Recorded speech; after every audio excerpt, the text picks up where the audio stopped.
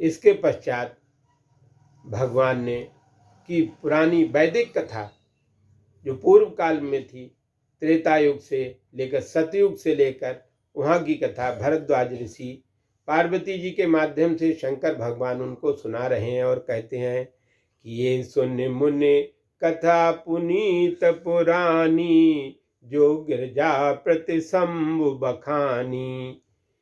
ये पुरानी कथा पुनीत पुरानी इतनी पुनीत है, इतनी पावन है, जो गिरजा जी शंभु को गिरजा जी को शंभु भगवान सुना रहे हैं। कहते हैं कि विश्व विदित एक के कई देसु, सत्य के तुतय बसै नरेशु, और धर्म धुरंधर नीत निधाना, तेज प्रतापशील बलवाना, ते कर भय जुगल सुत बीरा, सब गुण धाम महारन धीरा, राजधनी जो जेठ सुत आही, और नाम प्रताप भानु असताही, अपर सुदय अरिमर्दन नामा, भुजबल अतुल्य अचल संग्रामा।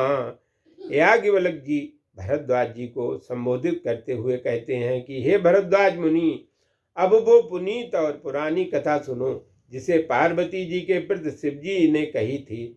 विश्व में प्रसिद्ध कैकय नाम का एक देश है, जिसमें सत्यकेत नाम का राजा निवास करता था।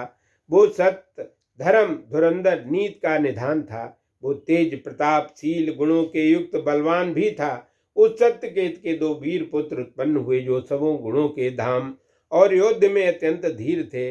महाराजा का जो ज्येष्ठ पुत्र था, उसका प्रताप भानु इस प्रकार सार्थक नाम था। सत्यकेत के दूसरे पुत्र का नाम अरिमर्दन था, जो अतुलनीय भुजबल वाला और संग्राम में अटल रहता था। यह युद्ध कला में पूर्ण निपुण था। भाई भाई भाई परम सप्रीति, सकल दोष छल बरजित प्रीति, भाई भाई परम समीति, और सकल दोष छल बरजित प्रीति, जेठे सुतय राम राजन पदीना, हरित आप गवन वन कीना। भाई भाई में परस्पर समुन्नय था, बहुत ही प्रेम था, संपूर्ण दोषों और छल से रहित प्रेम था। महाराज ने बड़े पुत्र को राज दिया और स्वयं प्रभु की प्राप्ति के लिए वन को चले गए। जब प्रणतापति भयो नप, फिर दोहाई देश, प्रजापाल अति भेद भित, कतौ नहीं अघलेश। जब प्रताप भानु राजा बने तो देश में उनकी दुहाई फिर हो गई। वे वेद विद के अनुसार प्रजा की आज्ञा पालन करने लगे और उनके राज में कहीं भी पाप का लेश भी नहीं था।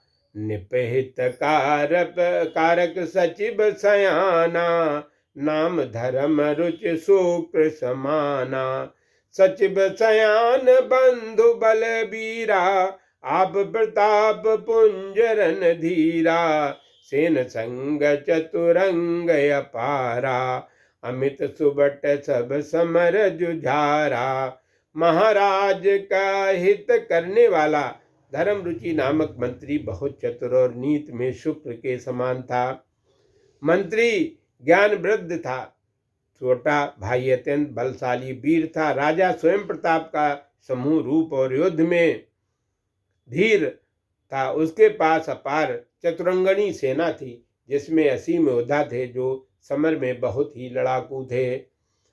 सेन बिलो कराओ हर साना, अरुबाजे गए गए निशाना, विजय हेतु कट कई बनाई, सुदन साधन पे चलो बजाई। अपनी सेना को लेकर देखकर राजा बहुत प्रसन्न हुआ और युद्ध के लिए गए गए अर्थात ऊंचे सुर में नगाड़े बजाने लगा। दिग्विजय के लिए महाराज ने सेना सजाई। सुंदर मुहूर्त निकालकर नगाड़े बजाकर दिग्विजय के लिए निकल पड़ा। जहाँ तहाँ परी जय तह परी अनेक लड़ाई, और जीते सकल भूप बर आई।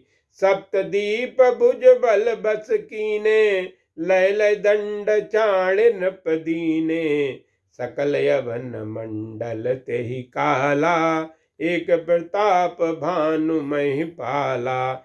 जहां तहां अनेक युद्ध आन पड़े, प्रताप भान सभी राजाओं को बल को जीता, और जम्बूद्वीप, लक्षद्वीप, कुशद्वीप, सातद्वीप, कंचद्वीप, साल मणिद्वीप तथा पुष्कर द्वीप, इन सातों द्वीपों को अपने भुजबल के बस में कर लिया और राजाओं को दंड लेकर उन्हें छोड़ दिया। उस समय संपूर्ण पृथ्वी मंडल पर राजा प्रताप भानु एकमात्र राजा बन गया। सुबस बेश करे बाहुबल, निजपुर कीन प्रवेश, अर्थ धर्म कामादि सुख सेवैं समय नरेश।